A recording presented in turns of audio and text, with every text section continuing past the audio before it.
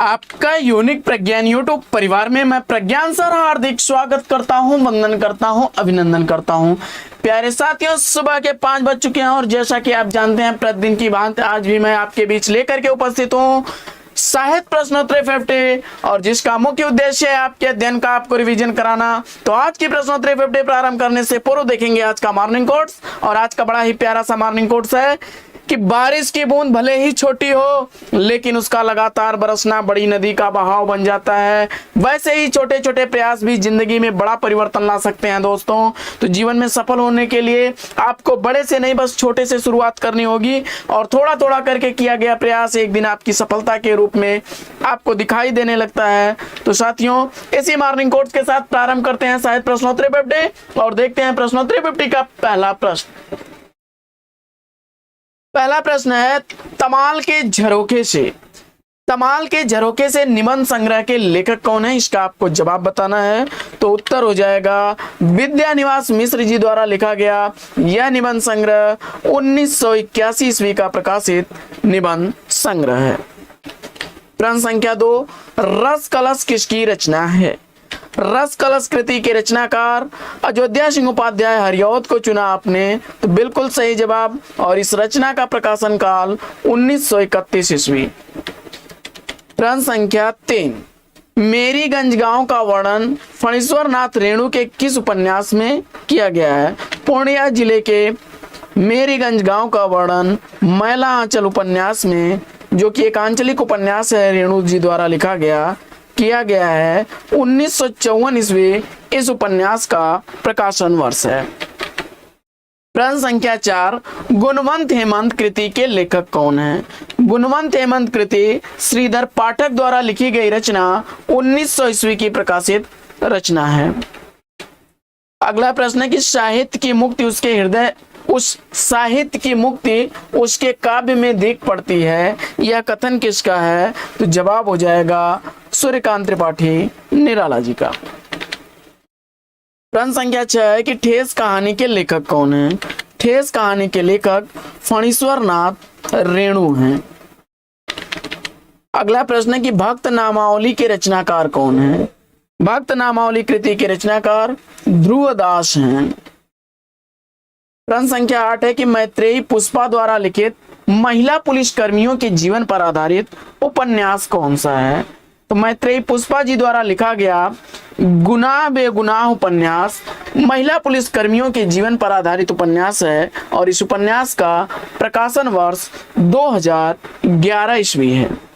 अगला प्रश्न संख्या 9 है कि अज्ञेय जी द्वारा लिखा गया वागार्थ वैभव आलोचना ग्रंथ किसकी है? क्षमा करें, अज्ञेय वागार्थ वैभव आलोचनात्मक कृति ग्रंथ के लेखक कौन है?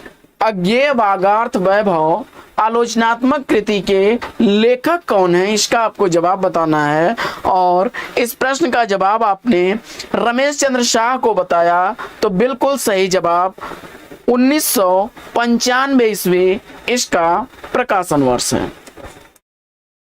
अगला प्रश्न संख्या 10 है, उसने सच कहा था कहानी के लेखक कौन है? उसने सच कहा था यह कहानी सुमन कुमार घई द्वारा लिखी गई कहानी है।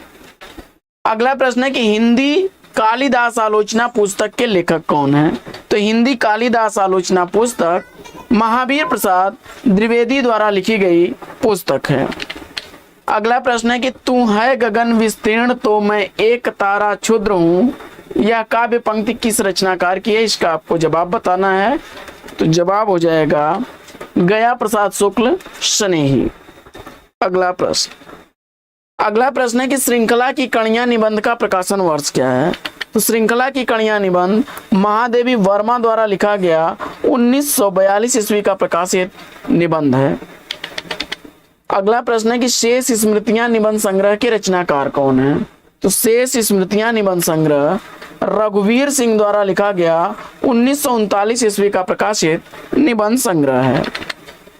अगला प्रश्न है कि प्लेग की चुड़ैल कहानी के लेखक कौन है? तो प्लेग की चुड़ैल कहानी भगवान दास द्वारा लिखी गई 1902 ईस्वी की प्रकाशित रचना है। अगला प्रश्न संख्या 16 है, नागार्जुन द्वारा रचित मछुआरों के जीवन पर आधारित उपन्यास कौन सा है? तो बाबा नागार्जुन द्वारा लिखा गया मछुआरों के जीवन पर आधारित उपन्यास वरुण के बेटे है। बड़ा इंपॉर्टेंट उपन्यास है, अक्सर परीक्षाओं में साथियों पूछा जाता है। अगला प्रश्न है कि जीवन की यात्रा कोलाज, जीवन की यात्रा का कोलाज के लेखक कौन है? तो जीवन की यात्रा कोलाज के लेखक जगदीश जोशी हैं। अगला प्रश्न है कि शब्द और मनुष्य किसकी आलोचनात्मक कृतियां हैं? शब्द और मनुष्य आलोचनात्मक कृतियां परमानंद श्रीवास्तव की हैं। 1988 ईस्वी इस कृति का प्रकाशन वर्ष है। अगला प्रश्न है कि राजमती किस रासो ग्रंथ की नायिका है? राजमती किस रासो ग्रंथ की नायिका है, इसका आपको जवाब बताना है। तो राजमती बीसल देव रासो ग्रंथ की नायिका है। अगला प्रश्न है कि उसने कहा था कहानी के कहानीकार कौन है? तो उसने कहा था कहानी चंदन शर्मा गुलेरी द्वारा लिखी गई कहानी है। अगला प्रश्न है कि सौंदर्य की नदी नर्मदा का अंतिम पड़ाव कौन सा है?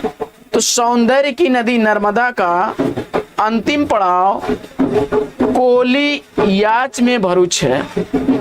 अगला प्रश्न है कि पानी बीच मीन प्यासी आत्मकथा के लेखक कौन है? पानी बीच मीन प्यासी आत्मकथा मिथिलेश्वर द्वारा लिखी गई 2011 ईस्वी की प्रकाशित रचना है। अगला प्रश्न है कि सूखी डाली एकांकी का प्रकाशन वर्ष क्या है? सूखी डाली एकांकी उपेंद्र नाथ हस्क द्वारा लिखी गई 1941 ईस्वी की प्रकाशित एकांकी है। प्रश्न संख्या 24, चंद्रलोक की यात्रा कहानी के लेखक कौन है? चंद्रलोक की यात्रा कहानी केशव प्रसाद सिंह द्वारा लिखी गई 1900 ईस्वी की प्रकाशित रचना है। अगला प्रश्न है कि प्रभात फेरी के रचनाकार कौन है? प्रभात फेरी नरेंद्र शर्मा द्वारा लिखी गई 1938 ईस्वी की प्रकाशित रचना है।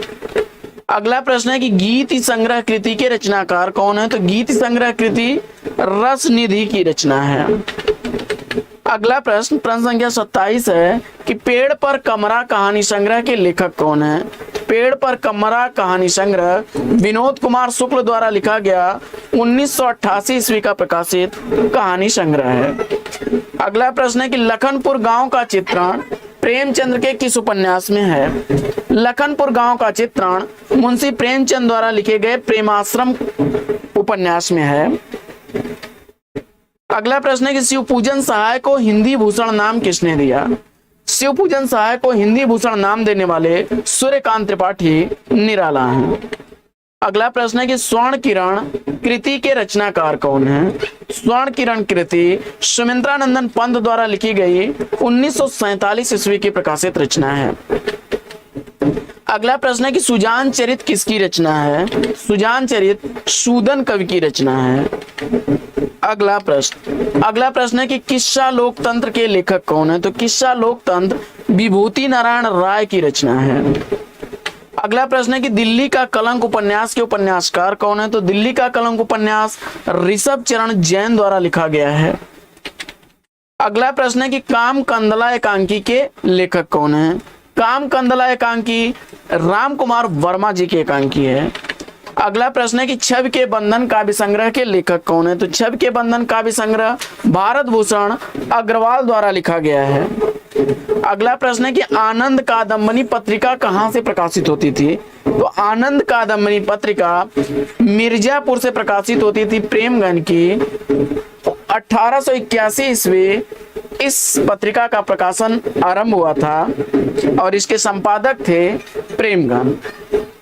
आनंद कादम्बनी पत्रिका के संपादक जो हैं वह प्रेमगंज थे और मिर्जापुर से यह प्रकाशित होने वाला पत्र था।